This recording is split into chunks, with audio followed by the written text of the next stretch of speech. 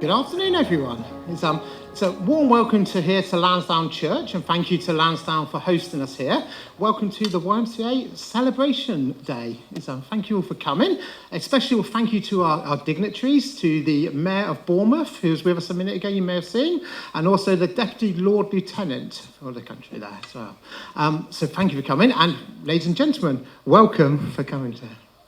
A few things just need to do at the beginning. The boring bit, the health and safety. If the fire alarms does go off, then there are fire doors behind me, here and here, and also that way there. So exit, stage right, that way, if anyone needs it. The toilets, if you haven't found them, are just out the door to the left over there. So if anyone needs the toilets, they're just over there. Okay, brilliant. Right, so in terms of today, we've got a few things to get through to celebrate everything that's been going on throughout the YMCA.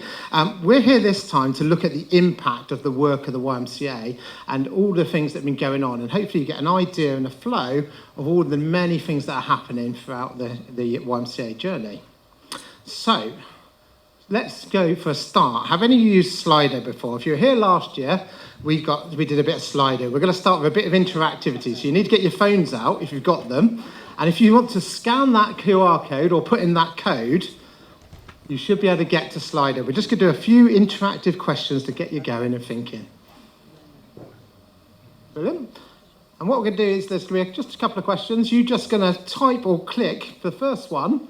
We'll start there. How are you feeling about today?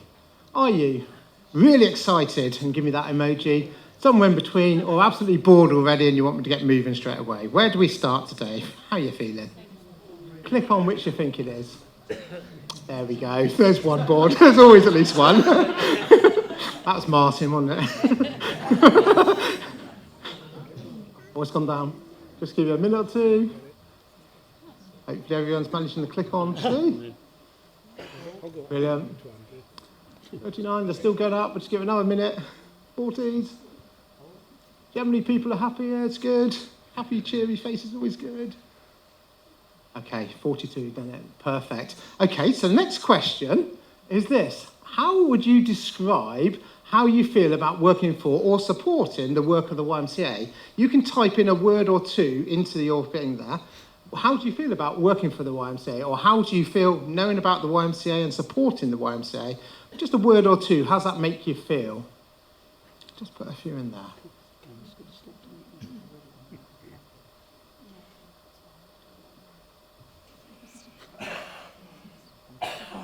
Out in the middle, rewarding, stupendous, nice, privileged, joyous, mix of different words, proud standing out in the middle, which is nice to see.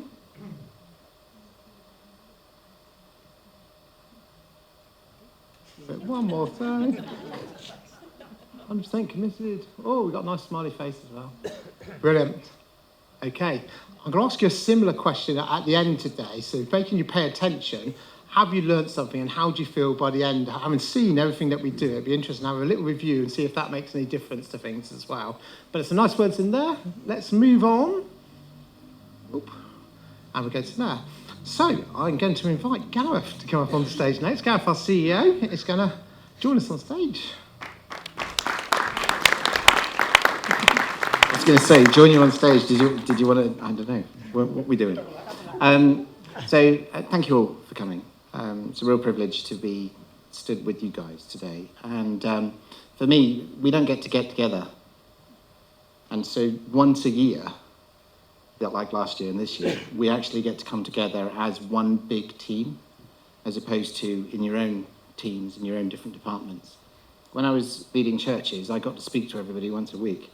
This is the only time I get to speak to all of you at once in the entire year. And that is deeply meaningful to me because I get to see all the different faces of all the different teams.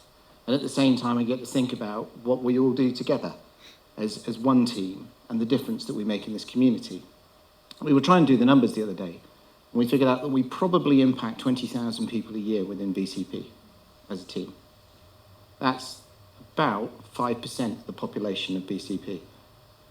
So our little charity in this little part of Dorset, in this little part of England, impacts 5% of its local population. Now, there are actually very few organisations that can claim that locally. And so, for me, the first thing to do is just ask to give yourselves and one another a round of applause, because that's remarkable.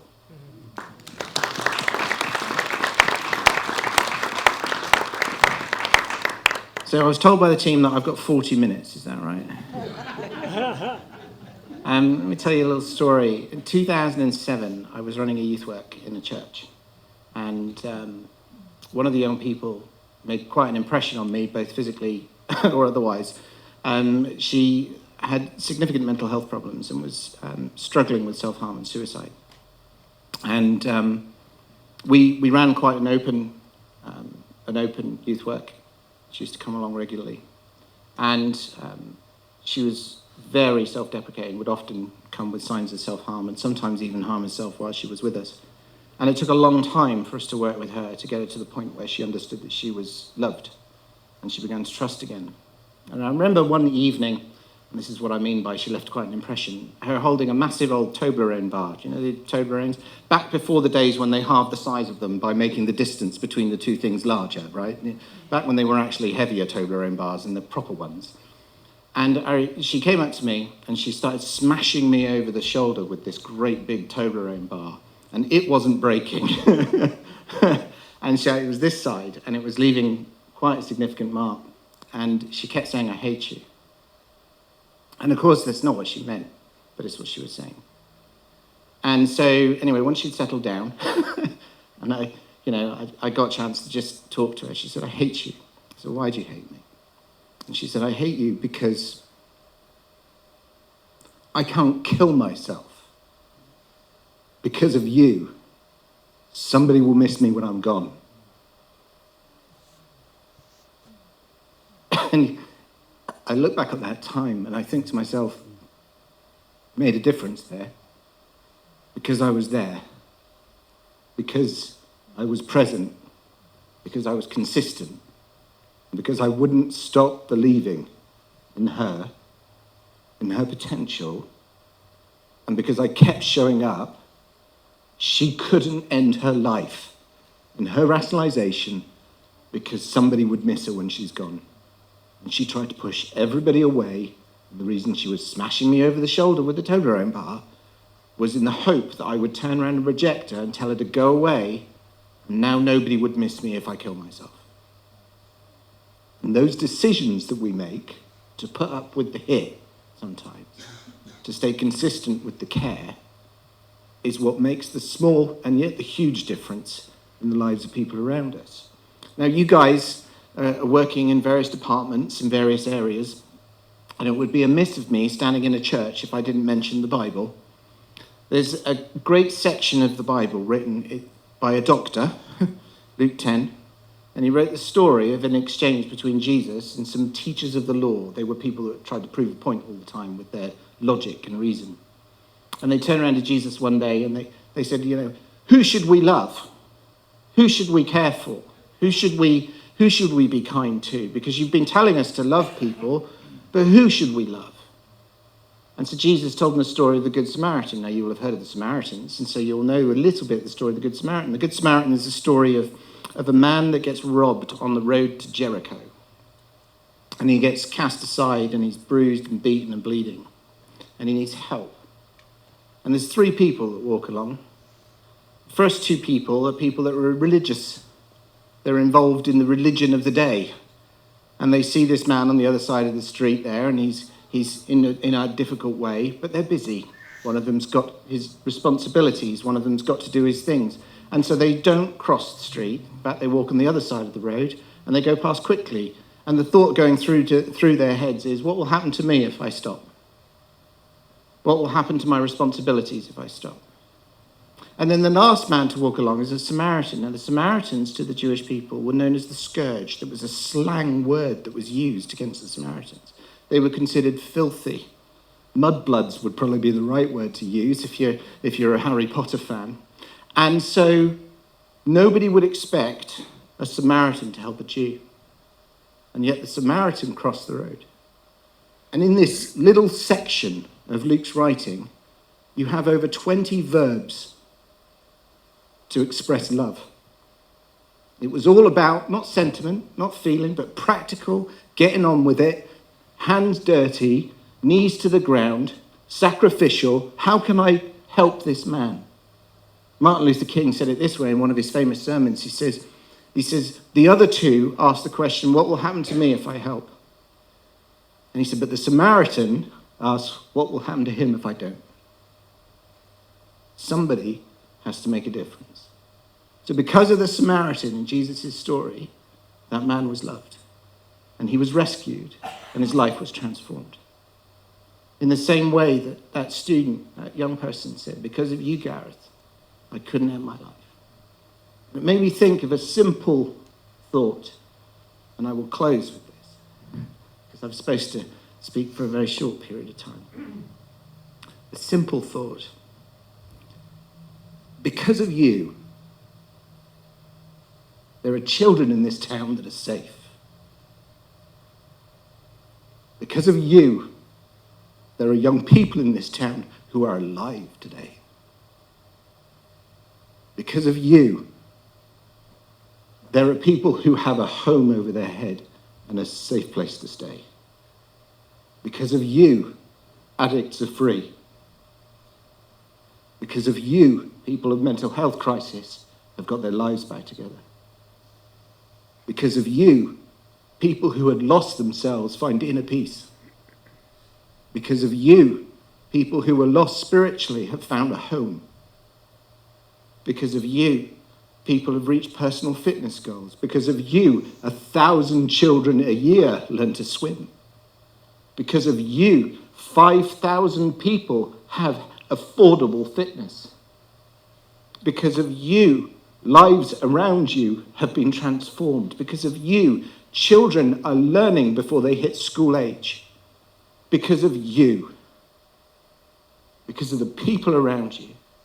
Because of you, this organization is healthy financially.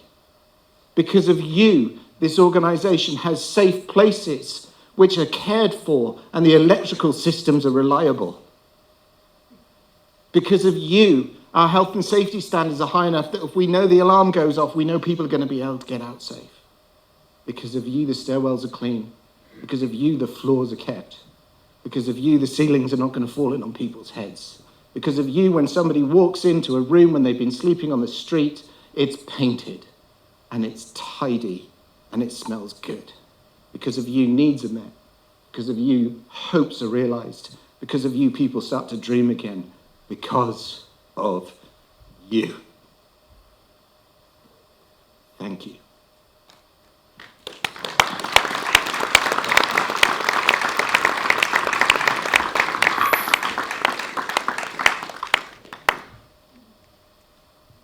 YMCA Bournemouth has been serving the community for over 145 years. At YMCA Bournemouth, we're not just changing lives. We're changing the lives of people around you. Of people around you. People around you. The people around you. I am a counsellor at the YMCA, the Full Circle Counselling wing of the YMCA. It provides low-cost, affordable counselling. I am a contact centre practitioner. The contact centre plays a really big role in supporting children. We give them a safe environment to come to see their parents. I work across all the facilities at YMCA Bournemouth. We really do serve the needs of our community, the diversity and the requirements of our community. Right across all facilities that we do, whether it be the sports hall, the gymnasium, the swimming pool, or the fitness classes, we look after absolutely everybody. So thinking of a particular client, and when they came for counselling, they expressed that they were feeling a bit low. They were feeling almost out of touch with themselves and they'd stopped really enjoying life. They said that they realised that they had basically not met their own needs. They'd been sort of covered by this blanket of busyness. One of their goals actually when they started counselling was I want to get back to myself, I want to get back to the real me. And by the end of counselling they said that they had regained the sense of who they were. They also said that it had impacted their partner and their kids.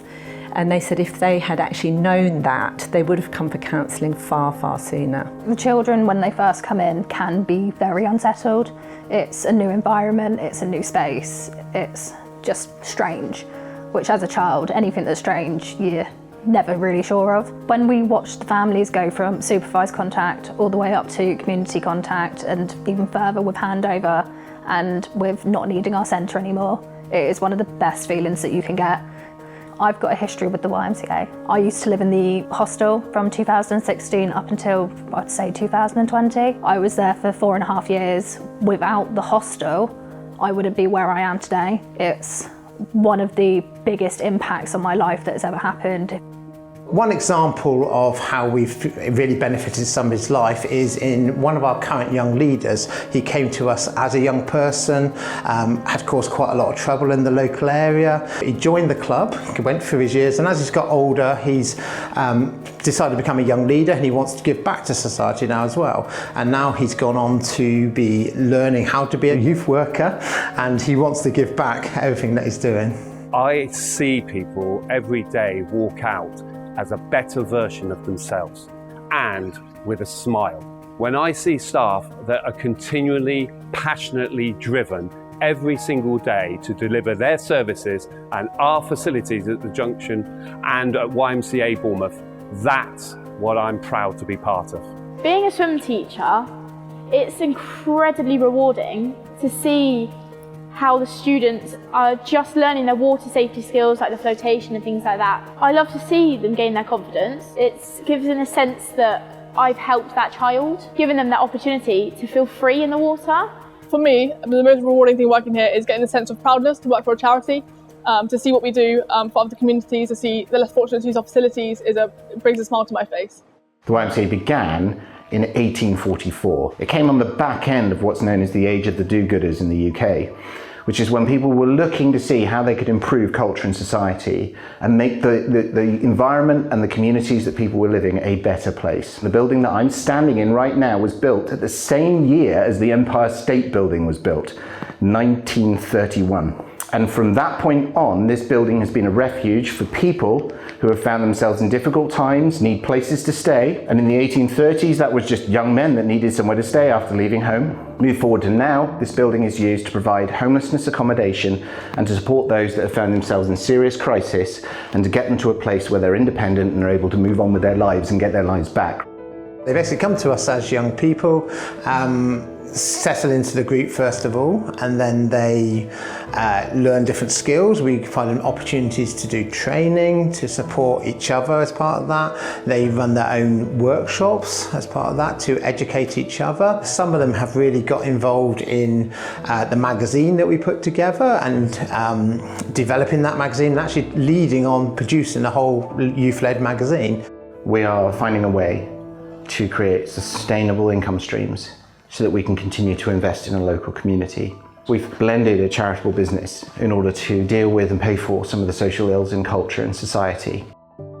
A few years ago, I was walking into this building here. It was early in the morning, and there was a lady walking into this building.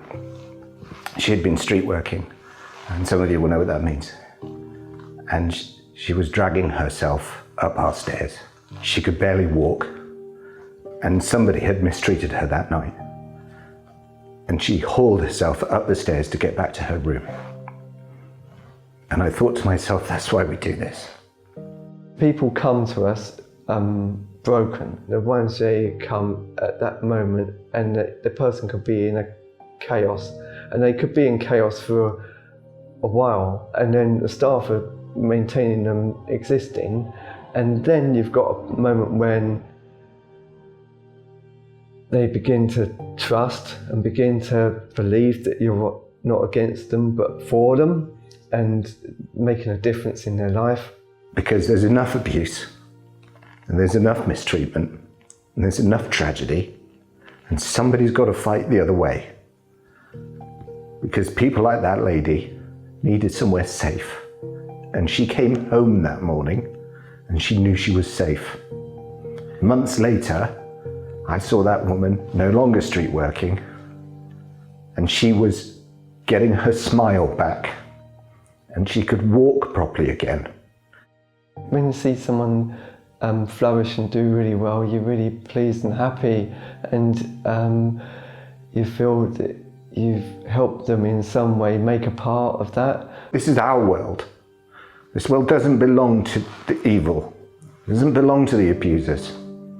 And it's going to take ordinary people simply doing the right thing for us to turn this thing around. We want to leave a legacy for the generations to come. This YMCA has been around for 145 years, and I'm dreaming of the next 145 so that my children's children's children have a better future because of the sacrifices or the investments or the strategic joined up thinking that we put in now so that they have a better tomorrow. Thank you to everyone who has participated in the making of this short film about YMCA Bournemouth, and to everyone for making YMCA Bournemouth a force for good.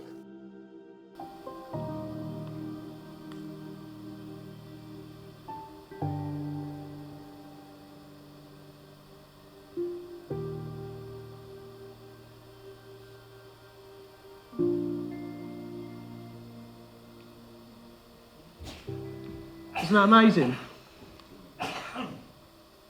Afternoon, my name's John Good and I'm the lead chaplain for the YMCA here. And today for the rest of the session we're going to be on a journey that takes us from cradle all the way through to golden years, celebrating the incredible work that happens across every corner of the YMCA. As you've already gathered, if you work here or volunteered here, then you are part of something that is much, much bigger than yourself and your department. And if you're visiting, we really hope that you get ready to catch something of the breadth and the heart of what we're trying to do here. Let's kick things off where it all begins. Teddy's preschool. This is where our little ones start their adventure, learning the basics, how to play, share, and explore. It's all about laying down that foundation, one building block at a time. And Kerry and Jackie are going to come up and show us more about this amazing start to life. Hi everyone, so I'm just going to tell you a little bit about Cllr. Well, Hope's up there eventually. There she is. So Cllr, she's been with us for quite a while at the preschool. We've had 3 children go through. She didn't want to come today. She couldn't come today really because she works full-time now, which she didn't do when we first met her. So what we did was we just ran through some questions with her and we're just going to read out some of her answers to you. Jackie is going to play Cllr. I'm going to play Parkinson. Okay. So Cllr, when did you first come to Teddy's? What made you choose us? I first came across Teddy's preschool in 2017 because my neighbour recommended it to me. Her youngest child attended at the time and she decided to return to Teddy's because she knew Kerry and her family well and she knew that she'd started working there. Also, my friend knew Tracy and some of the other team members and she'd used Teddy's before for her older child when they run a creche alongside the adult learning classes that the Children's Centre used to provide. And how did you feel at the time about leaving your child in someone else's care? I was aware I qualified for 2-year-old funding, so I felt like I should use it. But I have anxiety and I had absolutely no trust in anyone. And I didn't leave my children with anyone other than my mum at the time. I had panic attacks in those early days. I didn't really want to leave him with anyone, and I certainly made that known. Trust me. Kerry and her team made me feel so at ease from the off. And I very quickly learned that they were only ever going to do what was best for my son. I didn't realise, though, that they were actually going to do so much for me as well. So what other support from YMCA services have you or your family received? As time went on, I had another child with my new partner, his first child. While pregnant, my relationship broke down through broken trust, and I was having a really difficult time adjusting to life as a single parent. But I'd built my resilience up, and I knew that with good routines in place for my children and support from the preschool, things could be okay, maybe. I was able to access support from BCP with supermarket vouchers to help me through the school holidays when my children were eating me out of house and home. Kerry was also able to help me source things through charities such as Ashley's Birthday Bank, including bunk beds when my third child came along so that all 3 children could sleep in the one room at the flat. Kerry also wrote letters to support my application to move because the flat was damp and he has asthma. He was ill more times than he was not. I did eventually get back with my ex and we had our third child pictured with me on the screen. But my ex had a very difficult childhood and had issues with alcohol. I didn't tell Kerry at the time, but we had lots of referrals to social services from the police because they would be called out when my partner would drink too much. Eventually, we had so many instances of this that we were referred to children's services and the children were made subject to a child in need plan, or a Section 17 as it is often referred to. And how did you feel at this challenging time? This was a huge wake-up call to me and my mama bear instinct kicked in. I loved my partner, but my children are my world and they had to come first. I worked with children's services alongside my health visitor, Kerry, and my oldest school to get that off that plan as soon as I could. I did everything possible, including parenting courses, abstaining from alcohol myself, joining the gym, which all helped. But the one thing that was not happening was my partner wasn't changing. He was unable to break his demons. It was Kerry who suggested the YMCA counselling service to see if he could access the service for us for free. And he could. What a lifeline, to me anyway. This was a good start, but he had so much to work on and he really didn't address the issues or want to change. I felt I wanted to move on with my life and I wanted to be a good role model. I wanted to get fit and off my medication. This was lighting the blue touch paper to my partner and he once again assaulted me after drinking. But this time, in front of our children. It was my older son who had to call the police using my phone. This was in danger of undoing all the good work I had done, and it was the final straw, and we separated. It was easier this time because there were bail conditions in place. But through all of this, Kerry was always at the end of the phone or in the office to speak to. Often, I spoke with her every day. And did the preschool team help you with anything else? Kerry was always there. Following observations from the practitioners, she was the one who suggested I take my daughter to have her eyes tested because she was so clumsy. And guess what? She needed glasses. She was the one who recognised the signs in my son's development that were mirroring her own child's development. And that led me to approaching the GP about my son's hearing and speech. And that resulted in him having grommets and his adenoids and tonsils removed. Again, with my daughter's ENT journey, Kerry was knowledgeable about hearing aids. Her own son had worn them. I could speak to her about anything. And if she didn't know something, she'd find out. Because she was as interested in knowing the answer as I was. And where are you now? All 3 of my children have been through Teddy's, our journey finishing in July 2024. They're now all at school and they're all settled. Next year, I'll be applying for secondary school for my eldest son. It's crazy. Where's the time gone?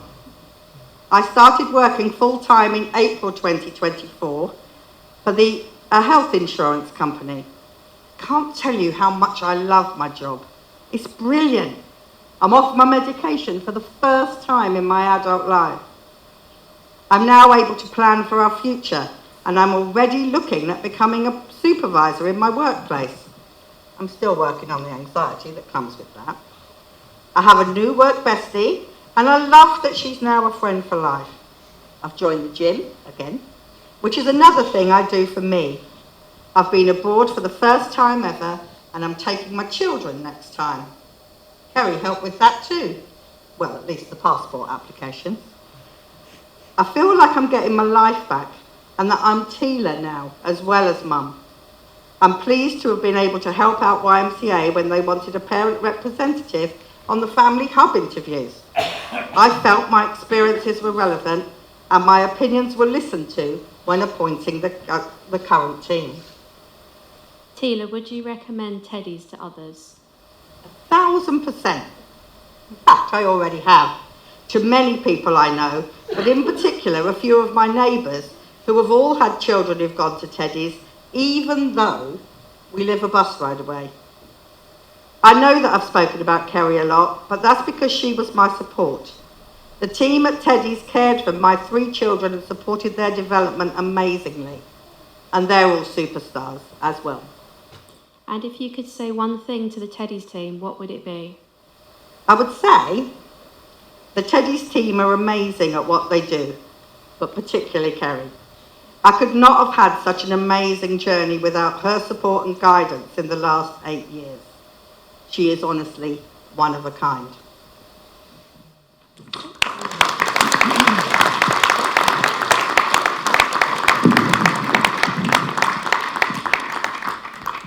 Next up is family hubs, and these are the places where the magic of family life unfolds. Each family faces its own unique journey, and our hubs are here to guide them, whether it's offering a little bit of advice, a helping hand, or a community that's got your back. From parenting workshops to play sessions, the family hubs are about being there when families need it the most.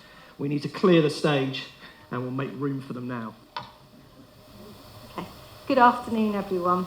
We are the YMCA Family Help Team, working alongside other agencies such as schools, health, police and housing to support vulnerable families from pre-birth up to 8 years of age who are experiencing difficult situations, for example, domestic abuse, fragile mental and emotional health, family conflict, special educational needs, no recourse to public funds, and asylum-seeking families.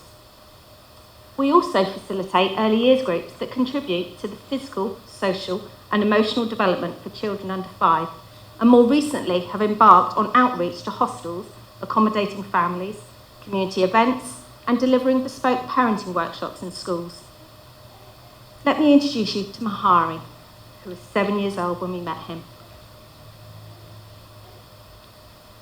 Mahari has a younger brother who was 4 years old when we met the family. Mahari is registered visually impaired. The family are asylum seekers, having travelled from their home country in Iraq via Greece, where their second child was born, and Belgium, arriving in London in 2022, before settling in Bournemouth in December 2023. The parents have been unable to share what occurred in Iraq, other than it would be too sad and hard to relive these times, and that they were forced to leave with only the clothes they were wearing.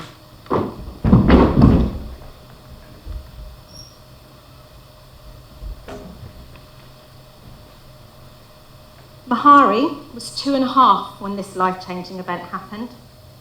The family report that very little support was given to them during their time when they fled. Mahari's mother describes him as brave and clever. We have lost our home, our network and our custom. The family have no recourse to public funds, and neither parent is able to work until their asylum application is processed, and have had 3 geographical moves since arriving in the UK. I was a builder in Iraq. I had a trade. The family were referred for early help support by the International Care Network, who in partnership with the Home Office support refugees and asylum seekers. At the time of the referral, the family were expecting their 3rd child. Mahari was registered blind and his younger brother had speech, language and learning difficulties. Neither child was in education and preparation needed to be made for the arrival of their 3rd child due in early January 2024. Mahari was able to communicate in English, however his parents could not. The family live in a 2-bedroom flat owned by the Home Office. The flat had beds, a sofa and a table and chairs. As asylum seekers, they were only entitled to £42 per person per week. Since the arrival of their 3rd child, this has increased slightly. Every time Mahari leaves their home, he asks, "Are we allowed to come home? And Is it safe?"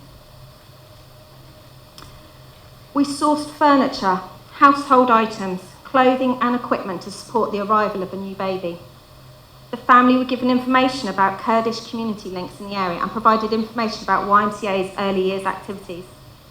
The allocated practitioner supported the parents in completing school admission forms and proactively contacted local schools to secure a place for both children. Whilst they were not initially at the same school, they were both in schools to meet their needs by March 2024, initially on a reduced timetable to enable them to settle in. Mahari had an educational healthcare plan. The younger child had 3 school moves, which had been very unsettling, and he has speech delay in his first and English language, and this has created uncertainty about his level of understanding. The family health practitioner asked the school to complete a speech and language assessment. Unfortunately, this was not followed through when our involvement ended. The practitioner suggested a school buddy for the younger child, with a child that shares his language and to give him a sense of belonging. The practitioner wrote a letter of support to the Home Office in relation to their right to remain. Vision Support were visiting Mahari 3 times a week to offer him support and provided the school with a tactile image printer and braille embosser machine. In 4 weeks, and with the aid of one-to-one support in the classroom, Mahari was beginning to understand the structure of braille and link the pattern and the amount of the dots with letters and numbers. He was also developing good tactile sensitivity in his fingers and is building good hand movement techniques to track the braille.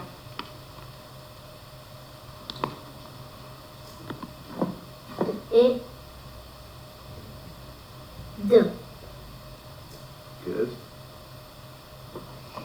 And what's not?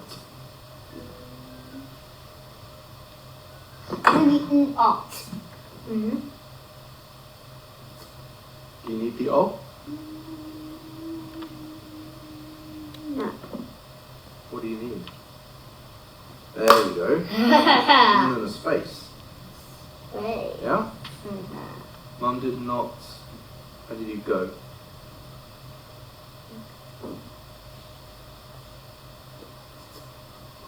Go in the space, good. Not go. Go. Who helps you in school? The teacher. The teacher, I said. What are their names? Mrs. Seeley and Mrs. Courtney, Mrs. Monsback. Nice. What do you like about school? I like phonics and works.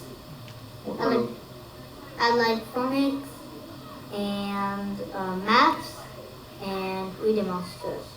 Nice. I like reading Braille. Good. Reading Braille? Yeah. Nice. Who are your friends? Who are your friends?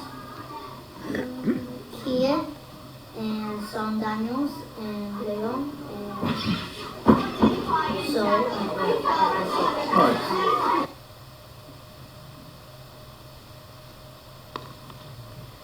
The family were visited earlier this month to get permission to share their story for this event, and during that visit we learnt that they are still awaiting the outcome of their leave to remain. If granted, they will only have 28 days to find alternative accommodation. We also learnt that in April this year, the 3rd child has been diagnosed with a serious eye condition and is also under the care of Moorfields Eye Hospital. Mahari's mother requested support to complete a disability living allowance form. However, as their asylum status has not been finalised, they are not eligible for this support. These are just some of the reasons why we work for the YMCA.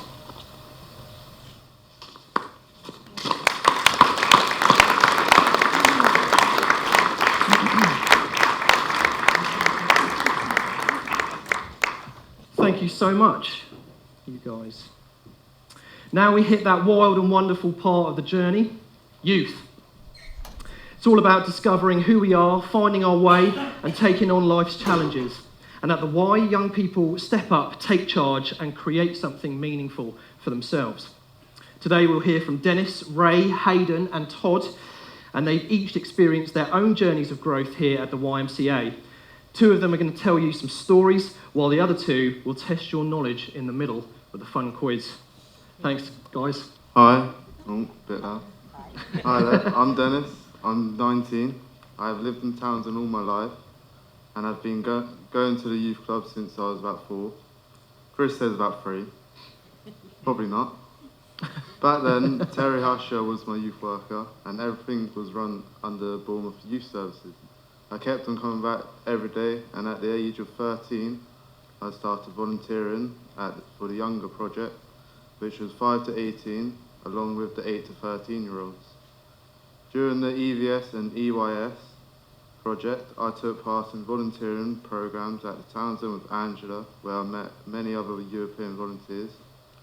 Since that age, I completed a bunch of qualifications, such as safeguarding, first aid, and many AQA unit awards. I then went to college for 2 years. First year, I went to get my maths and English, and then the second year, I'd done health and social care level 2, which I have completed. As I head into my 20s, I will hopefully get an apprenticeship with the YM, also to do a level 2 youth work certification and eventually become a youth worker, which is my dream job. Brilliant.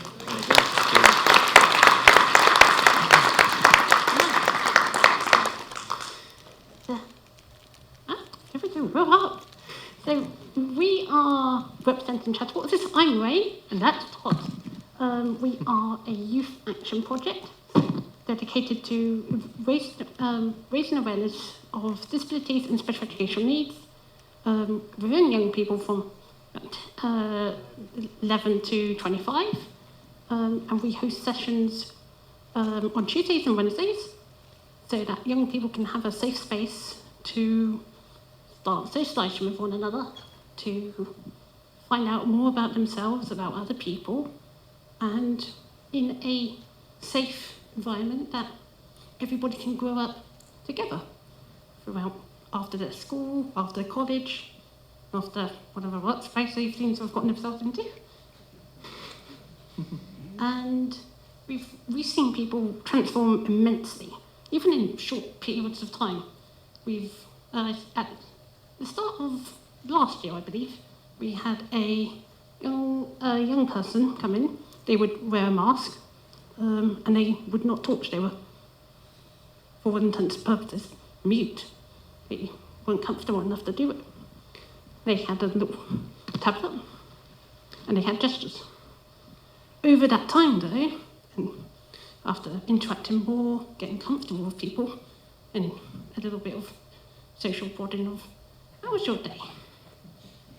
Which, whilst they were hanging upside down from one of the gymnasium bar things, sections, an acceptable communication standard, if I say a lot more skilled than what I've done anyway. And in half a year, they started taking their mask off. Still being very quiet, but they took their mask off, which was amazing to see as a first time. And then progressively into now, they're fully verbal. They join in, they've made friends, and very enthusiastic to help out in lots of different cases that we get involved in, which is in less than a year. That's amazing to know that as a youth group we're able to do that. Yeah, it is. Yeah, Incredible. Brilliant. So,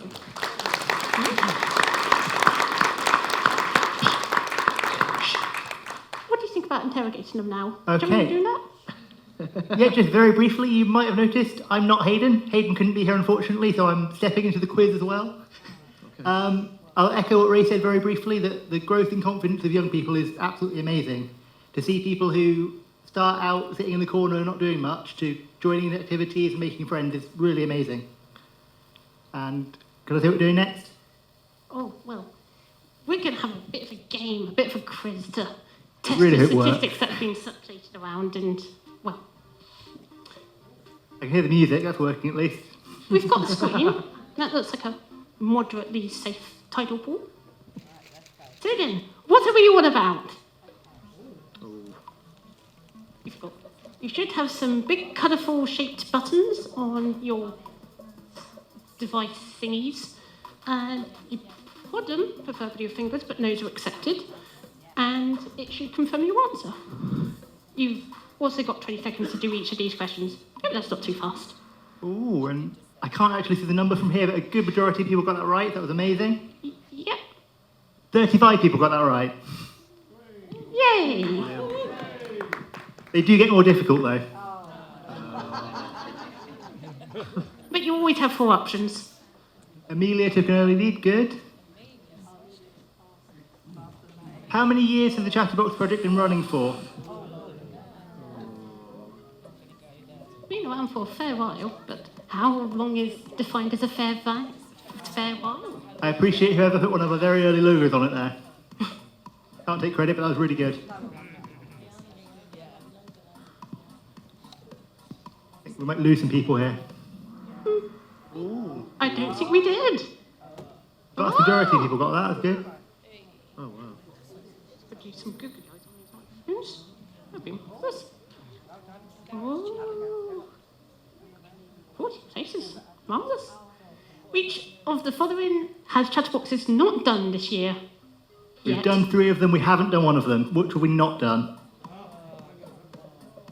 Do you now? Confidence there from somebody? We won't know who's answered what, but hopefully you picked the right one.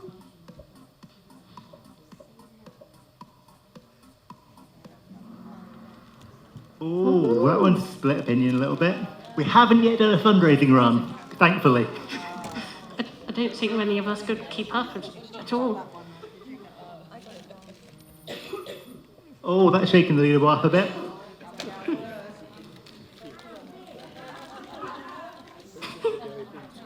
How many magazines do we publish each year?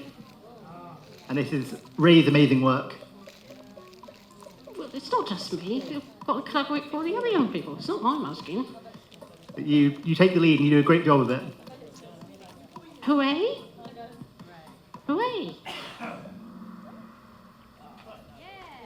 Oh, microphone positioning.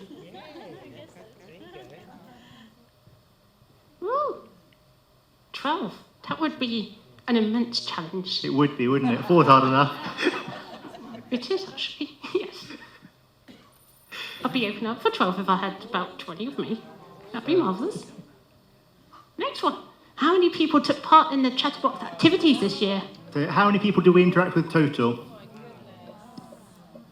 How many people have approached us, or have we, I suppose, poked without contact?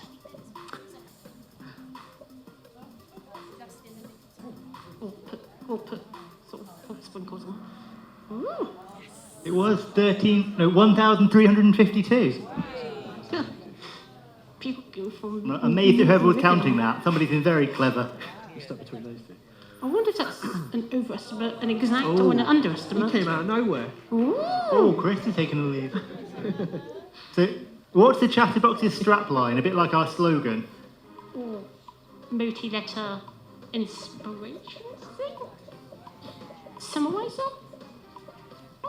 How many synonyms do we have for strapline? As many as you can think of. Do you have any to suggest? No, I didn't prepare this. Fair enough, neither did I. Woo! Ooh, 21 people got that, so you've been paying attention to the magazines. And or any leaflet we've ever produced. All very good at guessing. We put it in a lot of places. Oh, Chris is still taking the lead, and Bunny has accelerated onto the leaderboard. Woo! And answer streaks. How many people did we train this year? How many people did we deliver training to? Training, awareness, generally not involved in trains themselves. That would be pretty fun. Ooh. Everybody answered quickly that time. I didn't even make it past 10 seconds. There was, I think, wondering whether 20 seconds per question would be long enough, and it was.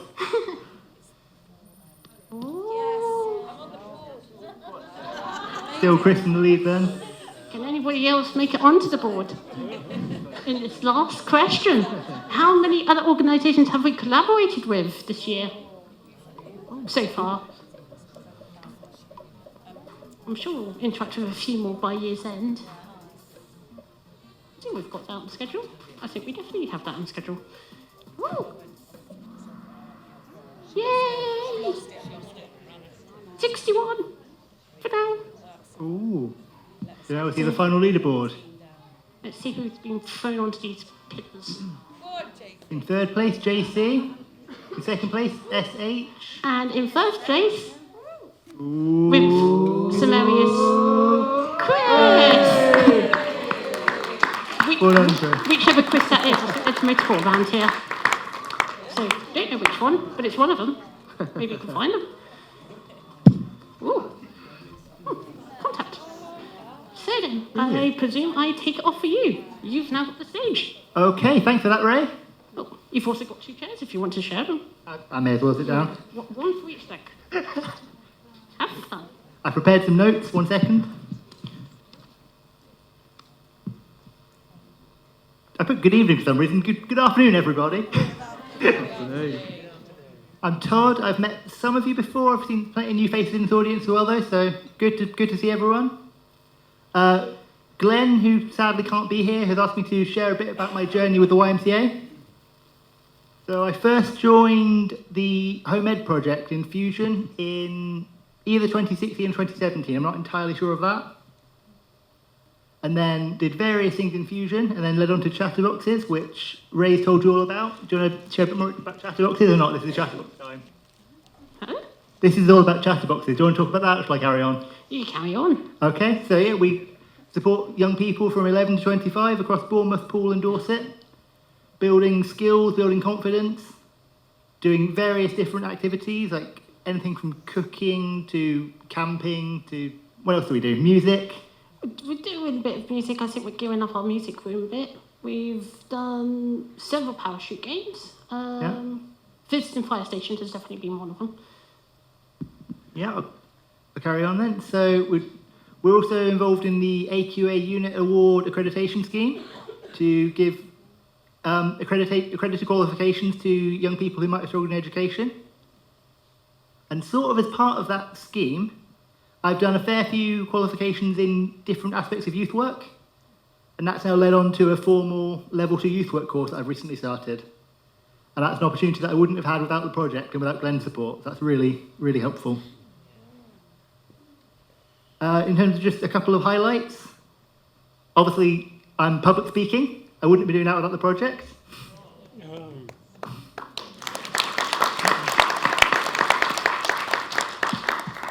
I've spoken at various events and in schools, colleges, conferences, including the YMCA 175 event in London, which brought together around 3,000 young people from all across the world. I've also been involved in the peer mentoring scheme to support other young people, which has now led into the Young Leader scheme as well, where I'm focusing on training and events. So all kinds of awareness and training and all that kind of thing. What am I missing, Ray? Is there anything more? Well, there's in Young Leaders scheme, so people that are showing that express their desire to do more, or who we can see that could have the skills to do so, they can join on into certain task groups. So some of us do promotions, some of us do a range of different events that Chatterboxes get involved in, like Christmas fairs, variety shows, and others Marketing. Promotion, I've always said that. Yeah. And others design the workshops to go into schools and other educational institutions to educate whole assemblies of pupils on different disabilities, special educational needs, so that they can be respectful for their peers, and for small group sessions where young people with, say, autism can have a quiet space within the hustle and bustle of schools and learn about themselves more, or have that calm, relaxing space during their school day. where they may not otherwise have that offer presented. Being hurried on just a little bit, Ray, but do you have a chatterbox highlight to share? Huh? Completely optional, do you have a highlight? Highlight of my time. I think it has to be watching people change. That has to be my highlight. There has been, if we're excluding myself, of course, to see difference from people from all sorts of different backgrounds empower themselves with confidence and creativity, with desire to progress on and to find what they love within our group, to make friends that could last a whole lifetime. It's these small little skills and confidence boosters that could keep people out from being on the streets at one point. That could stop people from delving into the dark crevices of addictions and needing support from more of our other services to help them have that confidence to go on and find success in this very large yet very small world. Absolutely. We've really got to round up there, I'm sorry. Thank you so much, you guys. Thank you. Absolutely wonderful. Thank you so much, Chatterbox. I feel like you guys deserve your own after party that people could attend after this. That's what we should have, I reckon. Brilliant. Oh, there's that. Sorry, yeah, you do need to see that. Life is full of ups and downs, and sometimes we all need a little extra support. And that is where our housing services come in. We provide a safe, supportive place to come home, whether it's for the short term or longer. It's not just about a roof over your head, it's about stability, dignity, and community. And the team are here to fill us in on how we're making that difference. Cheers, guys. Hi, everyone. I'm Sarah, housing lead at YMCA Bournemouth. I oversee the housing department, which consists of reception, restaurant, housekeeping, the night team, and the accommodation support team. As of September 24, the UK average age of death within the homeless community is 47 years old for males and 43 years old for females. We believe that everyone deserves a safe place to stay. I'm not very good. Our housing team work tirelessly to support our clients, to empower and equip each one to live independently. We do this work 24/7, 365 days a year. The team show unconditional positive regard, empathy and love to all they work with. And I'm very proud of all of them.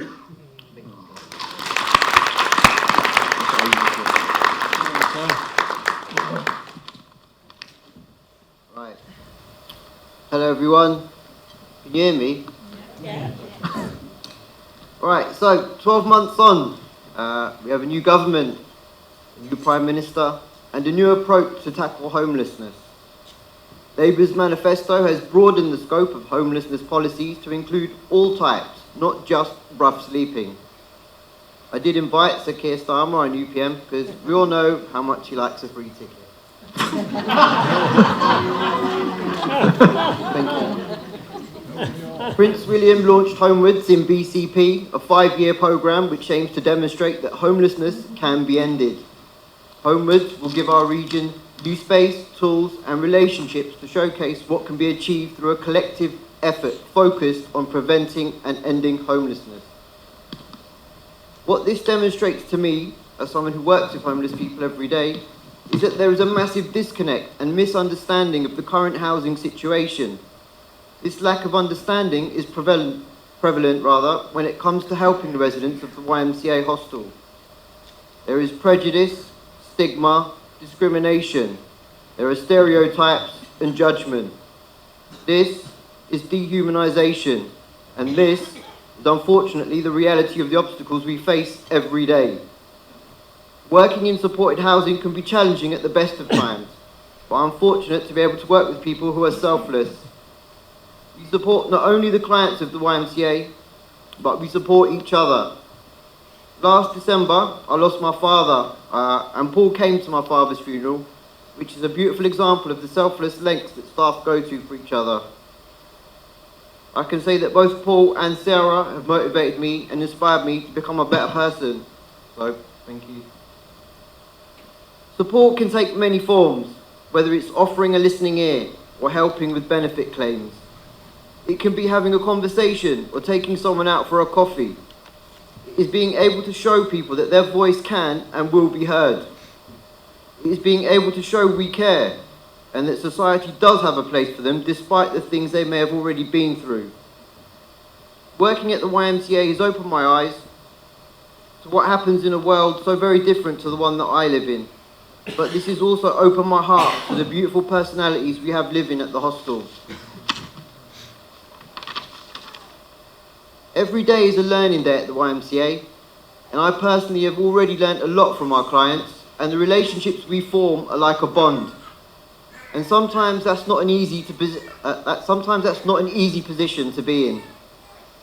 I asked the resident the other day, "Why do you keep hanging around with bad-mind people?" His response was, "Because bad company is better than no company." That will forever be a reminder to me that loneliness is a problem just as big as addiction.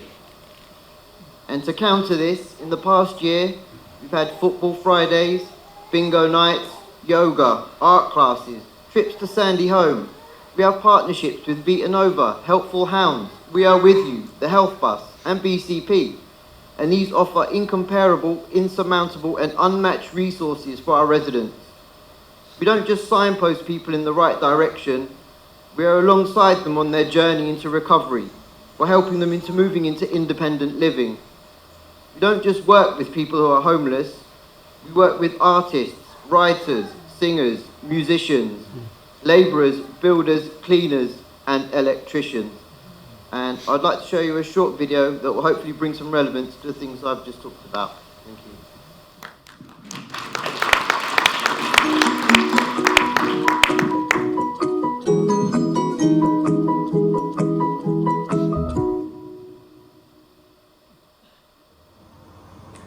Hello everyone, my name is Patricia Utah. Hello, I'm Paul McConnell, Team Leader, Accommodation, Support and Admissions.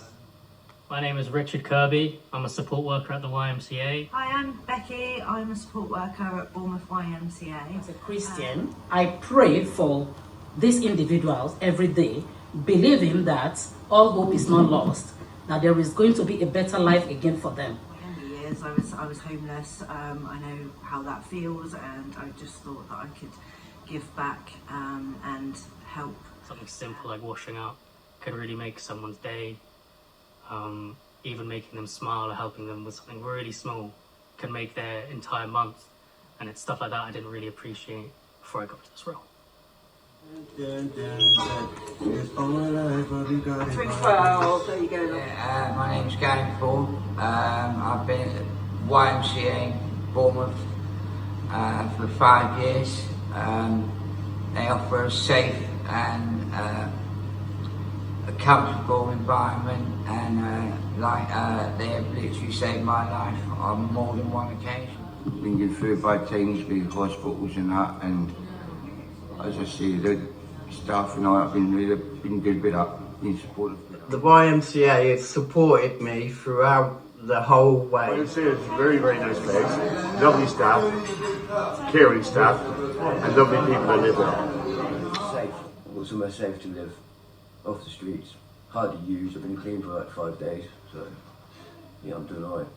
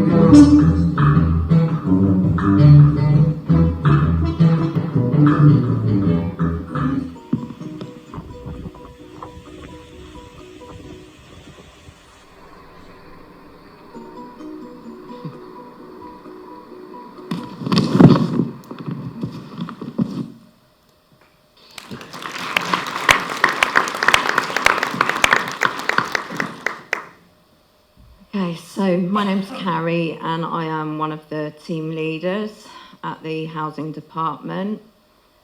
Just going to throw this out there because A, it will make you laugh, and B, it will break through my anxiety, and that is I'm a bit self-conscious because my dog ate my denture. So I'm stood up here with 2 front teeth at the moment.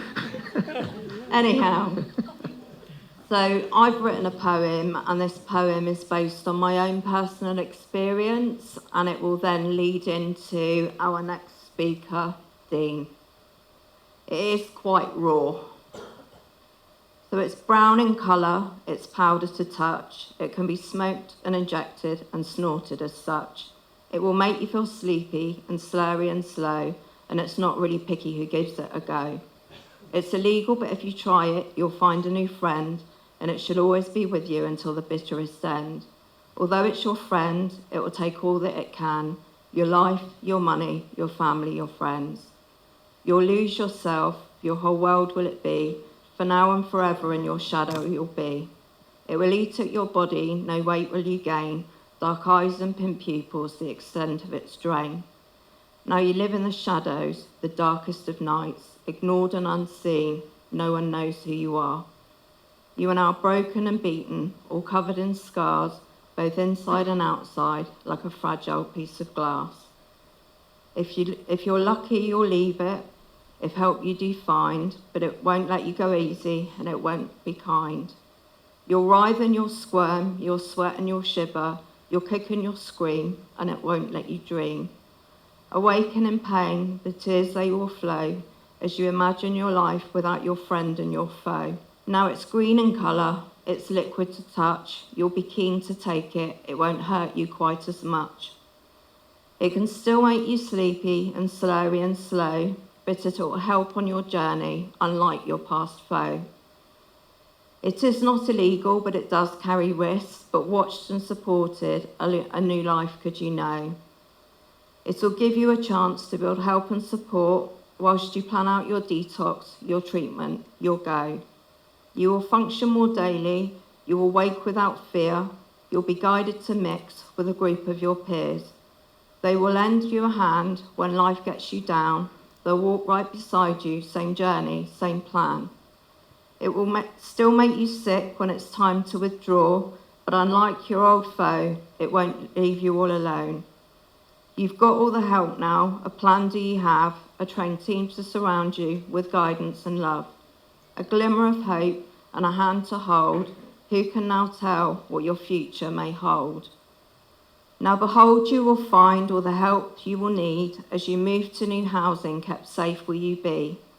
A warm bed and good food you will surely rebuild as you dream and envisage a life now reborn. They will hold you and guide you to meet all your needs, and a dream of what could be now rises like dawn. Should you choose to accept it, no wonder you'll find a kindness, a love, will your heart now freely shine. You will always be held in the highest regard. We will walk with you daily when life becomes hard. We will celebrate with you when life offers reward. You've worked hard, you've listened to those who truly care. No matter the falls, you always stood up. You continued your journey, no excuses, no fuss. Help others you will when your life is renewed, because you know how they suffer, all beaten and bruised. There's just one last comment, just to hammer it home. You now hold the key to ensure no one ever feels alone.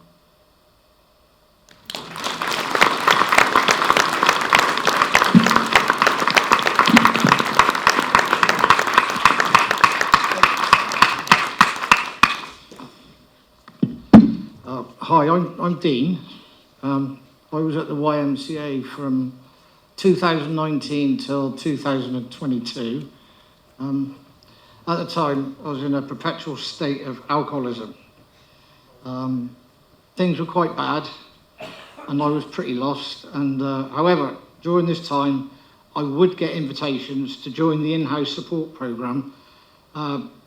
Most of the invitations predominantly coming from Carrie, who's just spoken, but also other members of staff as well. I didn't accept the invite because I was a bit pig-headed, thought I could do it on my Jack Jones. And I stayed sober for 5 months doing it like that, but before relapsing.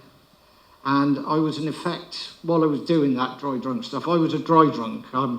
No knowledge, no tools to it, just bloody-mindedness and front foot forward sort of stuff. I was, in effect, a dry drunk, as I said. During my relapse, I broke my back again and got hospitalised. Quite lucky for me, really, because this gives me the chance to medically detox on a physical way. And basically, this time I'd learnt my lesson and I decided to accept the invite on discharge from hospital from Carrie. I'd recently become a grandfather and I wanted to be in my grandson's life forever. And so something drastic needed to be done. So I just accepted the invite to go to the meetings. I attended the support group for 2 years on a consistent basis.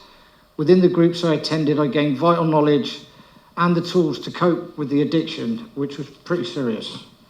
I'm now free from addiction in a nice flat and community in Christchurch.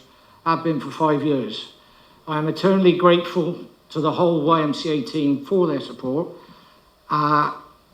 and understanding, for freeing up Carrie to do the great job that she's done, and which I know is very dear to her heart. That's really all I've got to say, and thank you.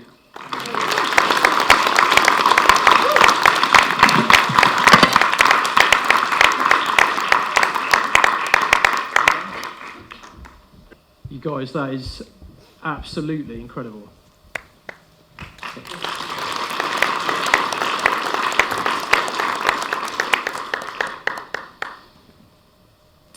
We operate out of several buildings across BCP, but they're more than just structures.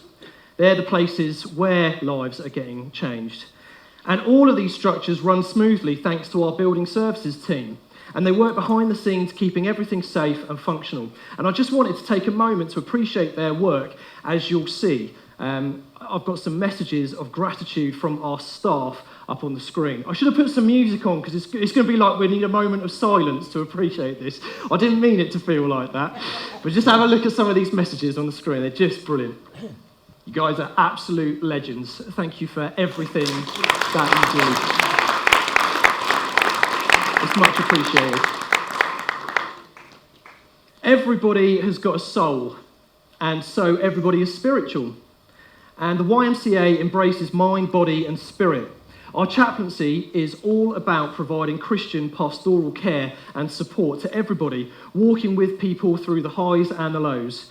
We partner with churches, charities and businesses to create a compassionate community. And here's more from a second John about what we do. Thanks, John.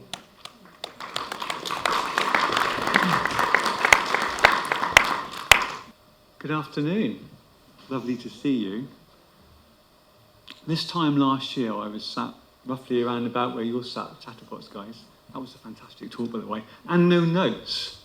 So impressive. But I was sat there on my very first day at the YMCA as housing chaplain. And I would listen to all you guys sharing your testimonies and the work you did. And I was absolutely in awe of the work you've done. And now a year on, I've worked part-time, and I work part-time as a minister as well, but it's been one of the most rewarding years of my life. It's been tricky at times, but really, really rewarding. And I've absolutely loved meeting and building up friendships with the residents. Trust takes time, right? You just come in, everyone looks at you, or the Christian weirdo that's just joined. Staff especially are giving you funny looks. Is this guy going to be authentic? Is he just someone who's just going to come out with cliches? So it's about building trust, getting to know people with residents, staff, and also with the different visitors that we have at Westover. I have to say that I've been genuinely moved at the care and the love and the ability to go the extra mile by the staff at Westover. I know they've just given an extended talk, but I'm absolutely in awe of the work they do and the love and how far they go. And I wanted to say housing, maintenance, reception staff, the cleaning staff, the council, and the list goes on. But I hear stories and I watch their lives, and they will sit with residents in great times of need, hours and hours past their shift times finished, and they would just sit and spend time with them. And it's really moving. They will turn up at funerals on their days off and go that extra mile. They will practical help way beyond what would be their job remit. So I'm just really blessed to be able to work with such an amazing bunch of people. So I wanted to highlight that just while I had the opportunity. I'm obviously part of the chaplaincy team, consisting of John, who's obviously chairing this time, Tim, who's sat over there, and we have a wonderful volunteer chaplain that gives beyond her hours, so we're really blessed to have her, and that's Susan. And our wider chaplaincy team, stroke housing, should I say, because they're also housing. Not only do they help out in chaplaincy, but they've also got housing and accommodation work to do. So when they have the time, they come and assist us with the bits and bobs that we do. So we're blessed to have them, and that's Pat, Kaizo. So we have a married couple, and they're a wonderful couple, Luke and Paul, and they, like I say, they join us for prayers and running various groups. And so as a housing chaplaincy team, we're really indebted, blessed to have you and the commitment that you show to the team. But what does chaplaincy actually do? Well, I'm going to tell you what we do, but then I would tell you what we really do, in my opinion. We run residentials to Sandy Home. That's already been highlighted already, I think. But we just returned yesterday. It always goes this way, by the way. We put a list up for Sandy Home. We get 15 enthusiastic people signing up to these events. It goes down to 10, and on the day, it goes down to about 5 or 6, which actually is very manageable. And we've just come back after 3 days at Sandy Home, and it was we had saunas and dips in the sea. We had a trip to the Tank Museum. My wife came over and we made homemade pizzas. We had copious amounts of coffee and cake and chocolate. I've literally put on half a stone, I think, within about 3 days. But mostly it's about spending time with them, right? Just to build up friendships, relationships. Inevitably, conversations start to flow. And the residents sample a side of life outside of Westover, because that can almost be normalised for them, and this is how life is, and it's not. So we try to give them a taste of something else as well, just to extend some love to them. So we do Sandy Home, hopefully 3 or 4 trips a year, if not more. We do snack and chats, which is probably one of my favourite things. We just do that in the lounge. But it's a real blessed time, you know. It's a chance just to sit down. Sometimes one to turn up, sometimes 5 or 6 to turn up. And we just talk about everyday life. Sometimes it's spiritual. Obviously, I'm a chaplain. Sometimes it's music. Sometimes it's just life issues. But it's just a time to sit, chat, and be normal, right? So that's a really blessed time. We do a prayer group on Wednesdays, and it's also on Teams and Zoom, so you're more than welcome to join us. We're currently running a course called MOAT, which means Management of Anxiety and a Trauma Group, which is run by the wonderful Susan sat over there. She's got mental health training. And she's also rolling out, and has rolled out, mental health first aid. So if any department's interested in that, then Susan is the woman, so do speak to her. So that's been a great help and a blessing to the chaplaincy team. We have done Bible study groups, life issue groups, chat and walk groups. We've hosted a number of celebration of life services. Sadly, we've had, well, at least in my time, five pass away in the last 7, 8 months. We actually hosted it was a wonderful time, wasn't it? We had a celebration of life here for one particular chap in the back room. And I thought maybe 15 people would come to this celebration. There was over 100 people, many from the homeless community. And it was a wonderful service, actually. And off the back of that, 3 people started to attend this church. So that was something beautiful coming out of a tragic situation. We try to keep in touch with some of the residents that have left. One of the chaps in the final video will be one such guy. So that we want to have a follow-up. I don't want to be in a situation as a chaplain that someone leaves and that's the end of it. If they want to keep contact, if they still need a bit of someone to walk with them, then we want to be able to offer that to those people. We have people referred to us as well. I've had a chap recently through the Health Bus. We've been referred. I met him for coffee and spent a bit of time just working with that particular guy. I'm really blessed, actually, to have such a wonderful team. And they've been pushing me, and we now run a bi-weekly Sunday church meeting on a Sunday evening in the YMCA in the canteen. So if you think of a nice church like this, and then take it to a canteen, and it's just basic. People will come in, and sometimes they'll be slightly worse for wear, and they'll sit and they'll listen. Someone might come in to have some food, and they'll just sit in the corner. But you can see they're just listening, just wanting to be involved at a distance. So that's been a real blessed experience. So we're looking to see that evolve over the next weeks and months. We've done, I would say, hundreds of one-to-ones with residents and staff at times, and anyone that needs a listening ear. That's essentially what we're about, right? To have an open door policy, to have time to spend with people. John's kicked off, excuse the pun, walking football up at the junction. We liaise with churches, charities. We're building up a volunteer group slowly, and we refer to rehabs and counselling, and there's many other things that we do as well.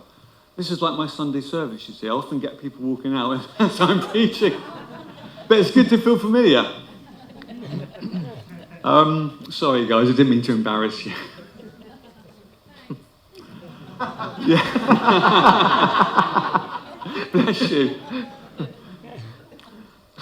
But what do we really do? What is most important? I had a moment of clarity or revelation on this a couple of 3 or 4 months ago. When I first joined the Y, there was an asylum seeker that used the gym. And we got talking one morning. I call him Miguel, that wasn't his real name. But we formed a friendship, and we would meet maybe once every other week. We'd meet in a coffee shop and we'd talk and spend time together. And at that time, he was seeking to get status in this country. He's now moved on and lives in London. He's got his status. But I was sat with him one day, and it was a rainy day in a coffee shop in Bournemouth. And it just came to me, this is the essence of what I would say encapsulates chaplaincy. And you have life, right? From beginning to end. And it's full of peaks and troughs. There's good points and there's low points in life. For all of us, it's not linear, is it? You know what I'm talking about, right? Sometimes we take a wrong turn in. Sometimes we get lost. Sometimes there's fog. Sometimes it's just dark. And sometimes it just goes downhill and it's really, really dark. It's in a real dark place and we are just alone and lost. And that is the time I feel that chaplaincy comes and walks with somebody. And it might be for a day, it might be for a week, it might be for years. And that we have the privilege and the opportunity to walk with that person. Sometimes we speak into their lives, and sometimes we don't say anything. Sometimes we say something powerfully Christian, like we should do, because we're chaplaincy. Sometimes we don't mention the gospel at all. It's whatever position they're in at that moment. But we walk with people. So that is how I would see a chaplain or a chaplain's role. So that's what we endeavour to do. Everyone has intrinsic worth in the sight of God as far as we're concerned. You've probably seen this analogy, but say you have a £5 note. I'm pretty poor, so I can only bring a £5 note. That's worth £5. But if you drop it and you stamp on it and it gets muddy and it gets a bit ripped, even might get a bit of dog excrement on it, to be honest. But you pick it up, it's still worth £5, right? So everyone has intrinsic worth and value in the sight of God and in the sight of chaplaincy as well. So that's how we like to view people.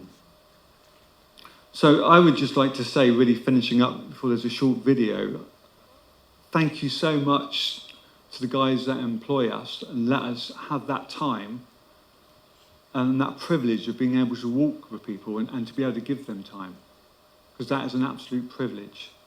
And so many of you guys are really, really busy with all the multitude of tasks that you have to do, raising money and making things work.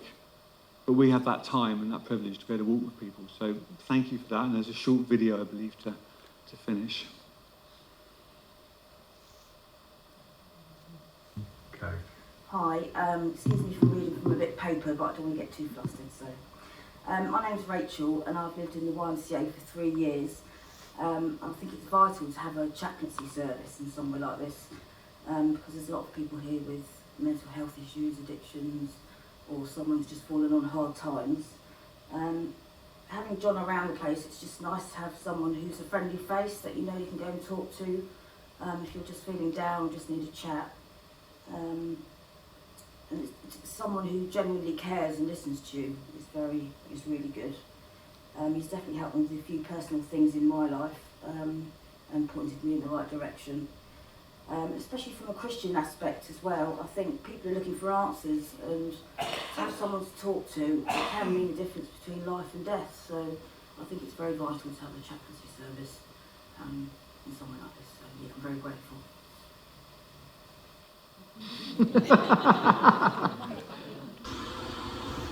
Hi, my name's Josh, 28, recently left the YMCA in Bournemouth, and over the time that I was staying there, I was talking with chaplaincy a lot of times. I was in a deep hole, struggling with addictions, mental health problems and everything along those lines. And without chaplaincy, I don't think I'd be here today. And I heavily recommend it to everyone and anyone who was in the same position I was in.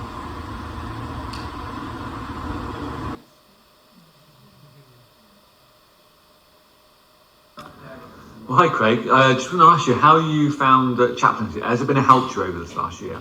It's actually been a massive help, actually. Yeah, there's not really any sort of real support for me, other than, you know, just the time I've had with John and basically going out once a week and, you know, just chatting about things that actually means the world to someone like me, because I find it hard to talk to people in the first place. So it's just a really easily approachable guy, I think. Yeah, it's brought the idea of the church side of things to me, and I've often considered, I've actually been to church, probably because of John, finding it's a slight help to me, I think. But yeah, so yeah, he's a bloody good guy, and you know, you need someone like John around, because not everyone's got someone to talk to just like that. So yeah, and I really appreciate it. And yeah, I highly recommend chaplaincy. You know, just give it a go. It's, like most people have been in a dark place, really dark place actually. But yeah, so it's all good. It's all really good. And I think that'll be all I can say about it, because I can't really think of anything else off the top of my head. The YMCA chaplaincy team under John, it's been really great to be able to do the walking football on a weekly basis. We just meet up with people, get fit and have a coffee after, and it's really good. We've made some good friends, and it's just a great way of getting out and about and just being part of the community. Thank you, John. And I echo what Craig said about you there in that video. On to leisure now, and who doesn't love an excuse to squeeze themselves into some lycra every now and again? Our leisure programmes are all about keeping bodies and minds healthy. Thousands of people come through our doors every year, having fun, getting fit and making memories. Isn't that right, Martin? Good afternoon, everybody. First of all, thank you for some of the presentations, all the presentations. Absolutely fantastic. I'm not going to name all or whatever, but absolutely fantastic. What I will do before I start, I don't normally need a microphone. What I will do before I start, though, because as Gareth said, this is an opportunity to highlight or thank, etc. And there are some departments that maybe aren't represented today, or some teams that aren't represented, or even individuals. So I will miss some out, I know, and I will thank those that have fully supported me in what I have to deliver for YMCA. I'm quite clear on what my objectives are, what my mission is for YMCA, but you can't do it alone. So I'm going to take this opportunity in front of some of the people at YMCA, just to thank certain individuals and departments. The first one, and I didn't realise when I was asked to give my feedback and comments on building services, that my comments would be made quite so publicly, because I'd hate to think that building services think I was going too soft. The building services department, which I meet regularly, particularly with Jonathan, Chad and Dean, it is a fantastic department.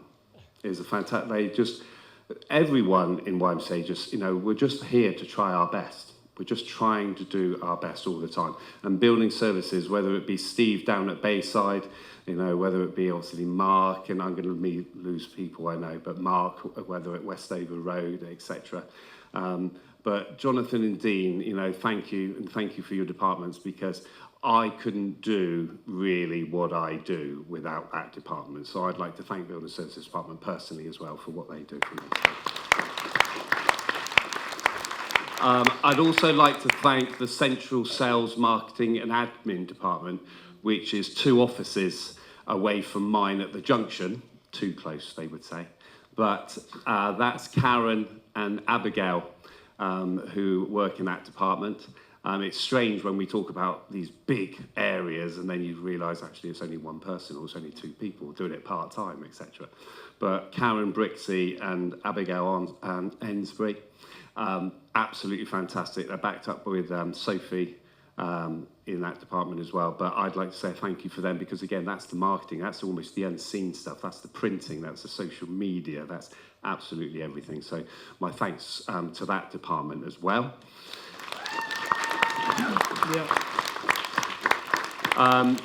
I am going to quicken it up, John, so don't worry, okay, because I will go through quickly because I know about the time.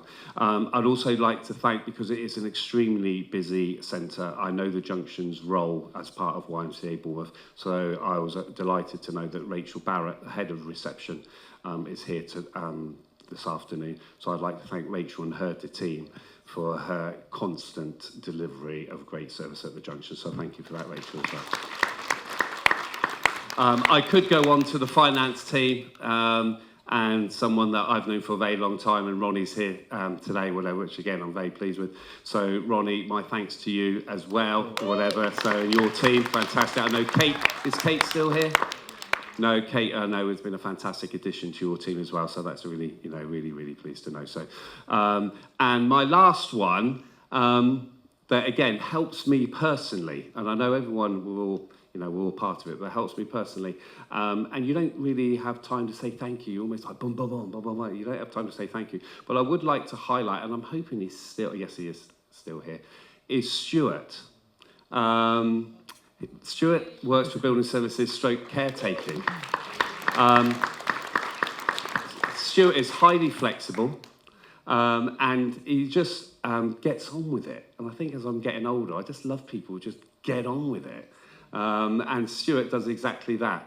He's very flexible in terms of what time he opens up for the Winton or the Starvale, or if he's got something to do. I know Building Services speak highly of him regarding the compliance work he does. So Stuart, thank you very much indeed as well. So thank you.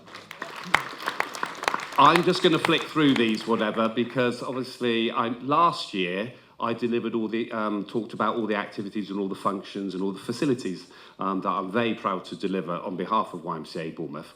And I thought that this year, rather than going through it again, and some of you, I think it was a surprise regarding bits and pieces that we did, but this year I'm going to concentrate particularly on what the customers and the hirers, what we do for them and what their comments are. So when I asked them, why do you choose to use that particular YMCA facility or service? Why do you choose us?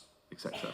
Now, the Junction Sports and Leisure Centre, again, we went round. We've got over 5,000 members there. As Gareth said, over 1,000 people learning to swim. It's an amazing facility with no car park, but an amazing facility. And it was affordability. Gobsmacked. I showed around BCP people about 2 days ago around the Junction. There's a landlord check, and they were gobsmacked regarding the pricing of our memberships. and that it's a fully inclusive membership. But that's what YMCA does. It gives accessibility. It makes sure that everyone can afford it, etc. So when you've got a club of 11 to 17-year-olds that can have unlimited public swimming 7 days a week, unlimited gym sessions 7 days a week, and they pay £12 a month, then we're doing something right. And of course, we're popular. It's not rocket science. So it's lovely to see. I think a lot of the people in the gym, the 3:30 to 5:30 slot, particularly Monday to Friday, I think, oh, here we go, we've got the bloody kids in again, everything like that, etc. But they're not hanging around the bus stations. They're not doing it. They're really interested in doing bits and pieces. And some of them might just come for social gain, etc. So what? It's just really good to, again, produce and promote a safe place for them. So affordability, locality, obviously always there. Continued equipment investment. We do invest highly at the junction because I would say, unfortunately, 95% of people still walk through that door, and it's not for YMCA. It's because of affordability, it's locality, it's because of the facility. That's fine. That's life. That's reality. So we make sure that we stay top of the pile. All my friends use this facility. Okay, it was one of the things that came out from a lot of people. Friendly staff, lovely atmosphere, clean changing rooms. And then I asked certain people, well, what about the bar lounge upstairs? Functions, we've got a very big function room, and we need to sell that, and that's what the sales and marketing and admin department do, and they do it well. Out of 52 Saturday nights every single year, we would sell probably over 40 Saturday nights, and that doesn't include Friday nights, and Thursday nights, and the quiz nights, and the Sunday functions, etc. This was a lovely testimonial from Lucy from the dementia charity locally. And what we do, we don't just hire and say, there you go, thanks very much, that's X amount of pounds, etc. But what we say is, well, do you want any raffle prizes? What can we do for you? What are the details? So every single function has its own personal notes. We want 3 tables there, we want 4 tables there, can we have that one tablecloth, that one, etc. That's what we do, we look after people. Again, it's not rocket science, but I think we do it very, very well. The Bayside Fitness Club, which we took over as YMCA back in August, so we took it over officially really from the 1st of September. So I asked the Bayside members, which I think realistically, on paper it might have been a bit more, but realistically, I think we had about 600 members when we took over that place. And now we're at 1,500 and growing. Our target is 2,000. But it's got free parking, it's got the value for money, again, the continued equipment investment, supportive on-floor staff team. It's an exceptional team at Bayside. They really do get involved on the shop floor. Good cleanliness throughout. Steam and sauna facilities was always good, and the Les Mills programme, the biggest Les Mills programme probably locally. A lot of people have dropped that. Les Mills is just a series of certain activities in terms of fitness classes, but we do a bank of 3 or 4 sets of those. Very rarely does any club do that now anymore. Winton YMCA, I went round to Winton again. Why Winton? And it was again the size of the facility, the size of the hall, the size of the studios, the accessibility, though I know counselling might think some of the parking is a bit limited sometimes, whatever. Again, another facility where we don't really have parking assigned to us. Issues sorted quickly. Storage facilities on site, always a bonus for any, and it's secure and it's safe. Got some lovely groups there, really lovely groups. And obviously the kitchen is a real plus as well. Sandy Home House, which we've heard a little bit about today. I'm very proud to run Sandy Home, and what Sandy Home does and what the Junction gives and what Bayside gives and what everything else gives, it gives us the opportunity to support people firsthand when it comes to that Sandy Home House. So we give discounted stays, we give complimentary stays, we try and look after that as best we can. Again, that's easily accessible. A lot of things on that bottom floor. It's a short walk to the beach. Self-catering, they love the self-catering option. Supports YMCA's work came out a lot of the time when I asked them. They said, well, you know, we like it because we know where the money's going to and we know where the money's staying, etc. It's a reflective space, a space for activities, perfect setting. And then I asked Jen, who I work with, she's one of the managers, the schools manager at Land and Wave. We do a lot of work with Land and Wave. Land and Wave take Duke of Edinburgh, They take people down there for swimming, etc., activities, kayaking, etc. So that was a lovely quote there from Jen when asked, well, why do you use Sanderhome, etc. I know I'm going to hurry through, so my apologies if you don't have time to fully read everything there. And again, this is one from Polly Brown, which she quotes Matthew chapter, see, I don't know, is it chapter 11, verse 11? Chapter 11, verses 28 to 30. Come to me, all who are weary, and I will give you rest. And it was a lovely quote she gave me, so a lovely testimonial. So that was really excellent on that one. Groups that we support down there, I thought I'd have a look back through the last 18 months and see what groups have actually used Sanderhome. So we've got Land and Wave, we've got the Wild Free Swimming Organisation, and we've got local and national colleges. We have private individuals with large families, as far away as Cardiff, etc. We have various churches and their groups, youth organisations, YMCA residents, which I know John alluded to, etc. And groups focused on the lives of adults with learning disabilities, life-changing groups, etc. International care work, the ICN, lovely group to work with. We also deal with the healthcare providers. Yoga and Pilates companies have come over the last 2 years, so they're starting to hire our facilities. Moorlands College, Paul Christian Fellowship, and running groups, and more Pilates and yoga, and cancer retreat groups. So that was just a little taste of who benefits from YMCA's work, etc. The Stourbale Centre, I'm just going to literally touch on because obviously Stourbale Centre is a superb facility, and my thanks to Lisa. I think, is Lisa's still here. Lisa deals with all the bookings at Stourbale and the inquiries, etc. So I'm hoping we're going to make that grow with the addition now also of Luke, which some of you wouldn't have dreamed. Luke is our new YMCA Bournemouth Operations and Development Manager across all facilities. He's based at the Junction at the moment there. But Stourbale Centre, always a fantastic place, whatever, upstairs, downstairs, etc. Fusion's going well, St Mungo's. So they're hiring all 3 floors. It used to be a separate floor for each group. St Mungo's now take the whole floor. So that's what we do. We help them do that. We look after that building. You know, we support them for it. Training courses going well. I know I've worked with, we've tried to do some more courses. We will continue to do some more courses, etc. So that's all going relatively well using different facilities. The holiday clubs, again, looking after those, that's growing, etc. And needs to grow. It used to be bigger than it is today, but it reminds me that you can build what you want, and maybe this sums up today. You can build what you want. You can build the facility, etc. But when it comes down to it, it's the actual person. And I think with the holiday clubs, I think over the years, we've sometimes lacked that 1, 2, 3 people to actually run those holiday clubs. You know, we did some more training during the week. We had a positive meeting during the week, which is really good. But the holiday clubs were at 100 children per day. And you think, wow, 100 children per day. That must be amazing, fantastic. But I remember a day when it was 400, 500 a day, because you'd hire local schools, Avonbourne, Rushcombe, Litchett, etc.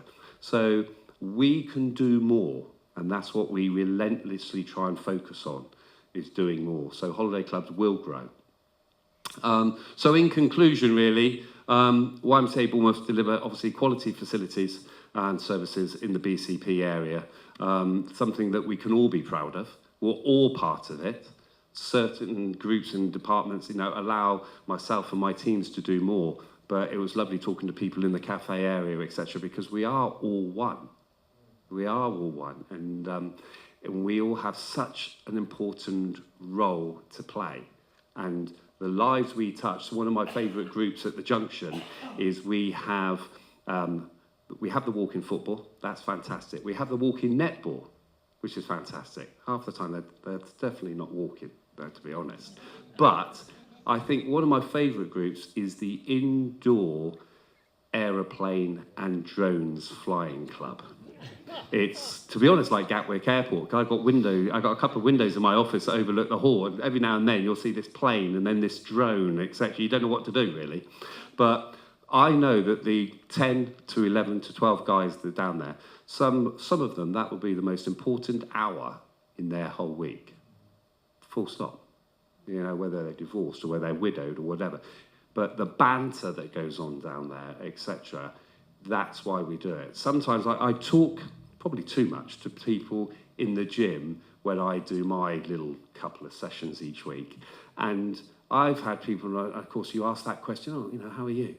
And it's when they start crying, you think, why did I do that? Why? I need to get back on that machine. But you ask them, and they just open up, because I think, you know, they come in there and I love talking to them. I just love that. I wish, Mark, we had an old employee, Mark Robinson, and I remember him coming up to me. He was in the gym, and he used to come up and say, Martin, you know, I'm sorry, I've spent the last couple of hours just talking to people. And I said, brilliant. Just talk to them. Just talk to them, because we don't realise loneliness, etc. So thank you all. I'm very proud to do what I do, and I couldn't do it without the whole damn team. So thank you. Thank you, Martin. That is great. Brilliant. All right, let's move on to counselling. Counselling. Life is unpredictable, and sometimes we all need a little help. YMCA counselling services are here to provide that support, a safe, confidential space to talk about anything on your mind. Our counsellors have helped many people this year, and they're here to help you navigate the twists and the turns. Have a look at this video that they've put together.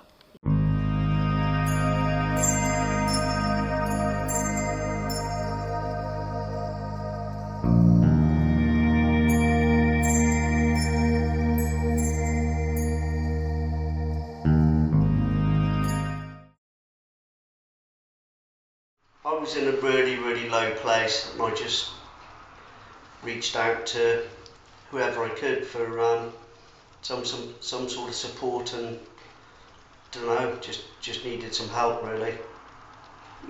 Just thought I didn't have anybody, and just felt I was just in a really low place. I wasn't 100% sure.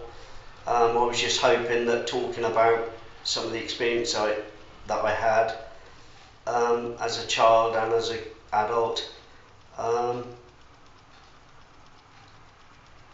you know, could be not resolved, but sort of have some sort of explanation, and you know, trying to work out why I, you know, felt as low as I did.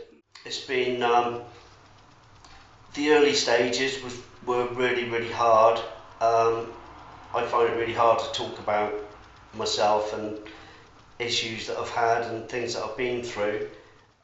I've managed to talk through lots of the things that I've been through, and I've been taught that not everything I think is real, and I've been given some tools to help me and understand times when I realise I'm feeling depressed or start feeling a bit sad. They're not, and a lot of the things I've learned, like our thoughts aren't facts, and other sayings and phrases that I've learned will stay with me and really help me to keep myself on a level keel, I think. I was referred to YMCA counselling service while receiving help for my 2 young children, as I had unresolved traumas that needed addressing. I was given an assessment by the YMCA about what I wanted from them and why I was seeking help. I was placed with a counsellor best suited to me, as I have had many bad experiences with counsellors. My first session was over the phone because I was unsure on how it would go. After speaking on the phone, I felt more comfortable and confident to visit the YMCA centre and have face-to-face sessions. My sessions helped me to explore my feelings deeper and gain different perspectives of situations and why I feel the way I do. I feel listened to, appreciated, and I feel like I'm finally on the road to recovery after almost an entire lifetime of mental ill health. I am so grateful to the YMCA for being available to help me in my darkest moments of my life.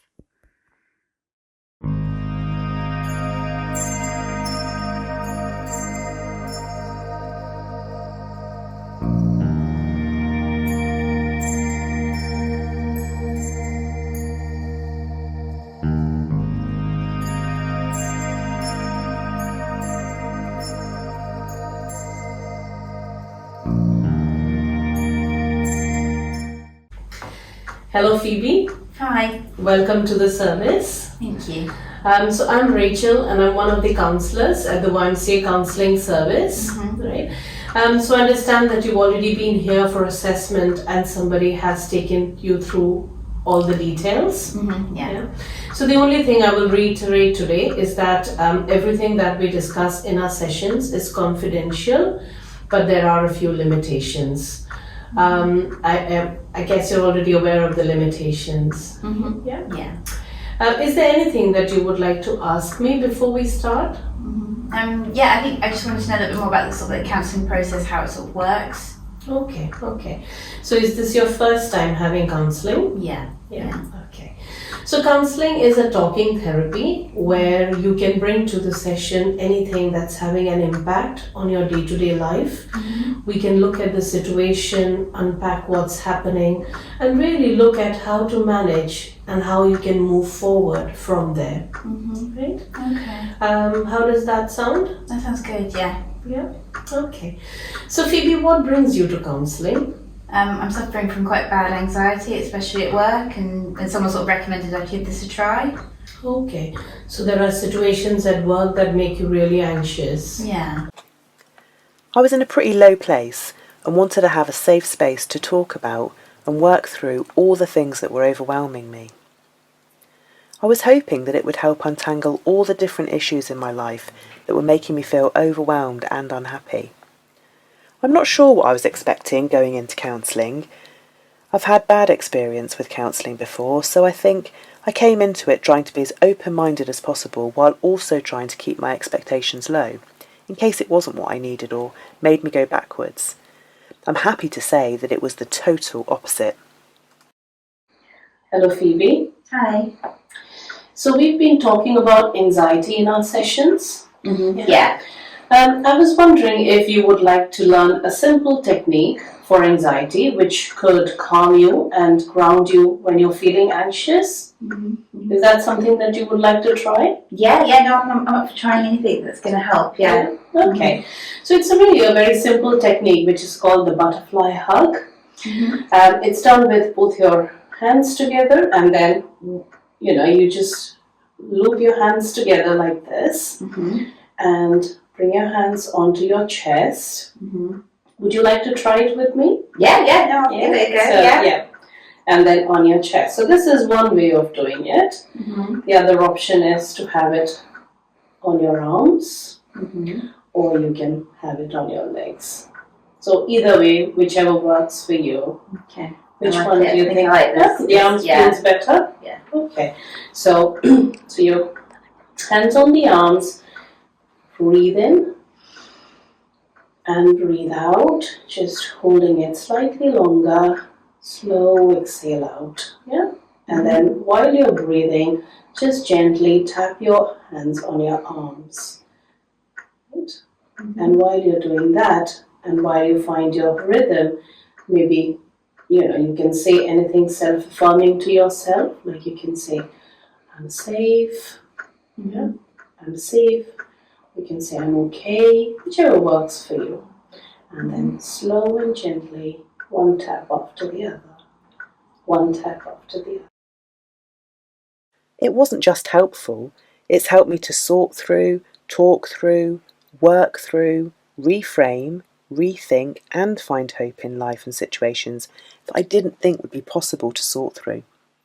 It has been hard and painful, but I feel it's helped me to come up for air and tackle the things I need to and leave behind the things that are not mine to hold. Being listened to, really listened to, helped me link things together, gave me time to process and to talk through my overwhelm. Thinking about things in different ways, helping me reframe and link memories to present day and how that might have affected me, helping me see that I'm not broken and far stronger than I ever thought I was. The window of tolerance helped me to be kinder to myself and made a lot of sense. Being able to cry in a safe space and knowing that I had the space to just be me with no expectations or judgment. Hello Phoebe. Hi. This is our last session together. It is, isn't it? Yeah. It has been a privilege working with you, and you've put in so much of hard work.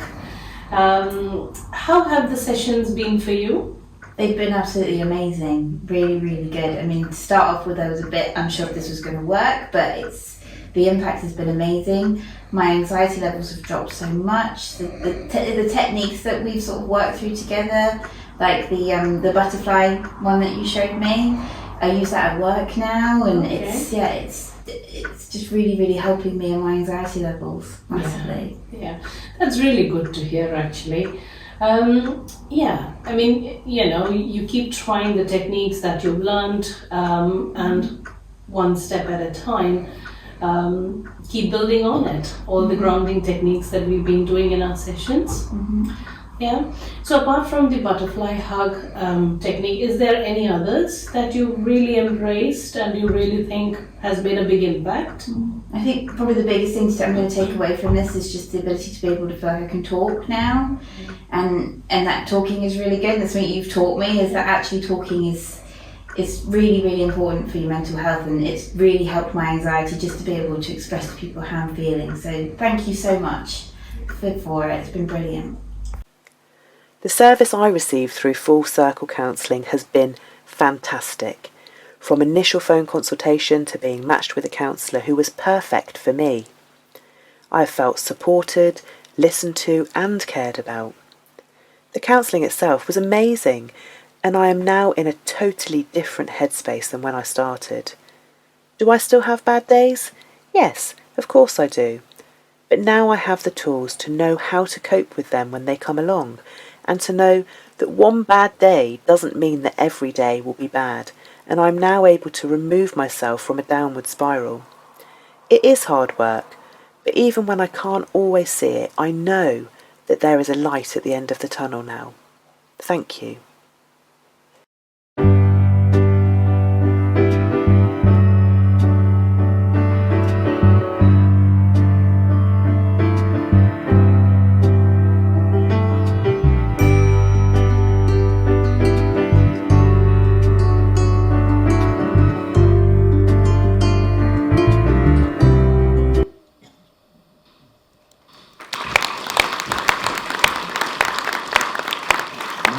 Thank you guys, what an amazing service. You are staff and volunteers of the heartbeat of the YMCA, walking with people through every stage of life, offering support, community and hope. Thank you for all your dedication. Thank you to the HR team as well, and thank you especially to our trustees who guide us through all of this complexity. That brings us to the end of our celebration, but we have one more treat for you, and that is that our special guest, Craig, is going to come and close the afternoon off with a song. After that, please join us for refreshments in the foyer, and don't forget to fill in your feedback form. You might even win a prize in the raffle. Thank you, everybody.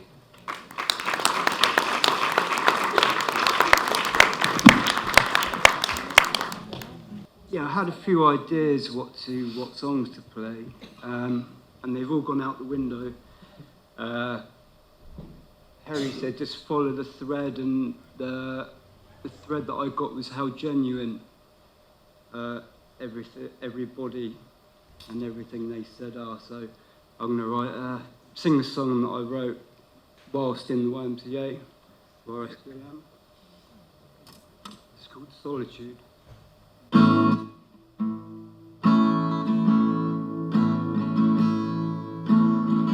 Solitude is comfort. Music's my truest friend. In his way I'll make it through. In his way I'll make